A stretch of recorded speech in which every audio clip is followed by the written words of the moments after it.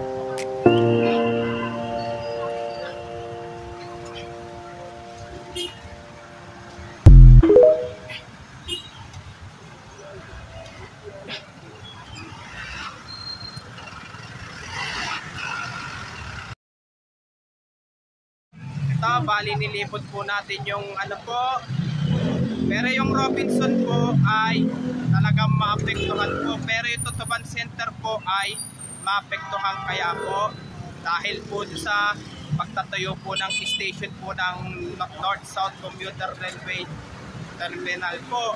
Pero doon sa kabahayan po ay doon naman po itatayo yung depot po, pero yung terminal po sa station po ng PNR po sa likod ko po ay talagang madidemolish na po siya. At huwag nyo pong kalimutan mag-comment po kayo, at huwag nyo rin pong kalimutan dislike, share, and subscribe po dito sa aking YouTube channel po. Thanks for watching.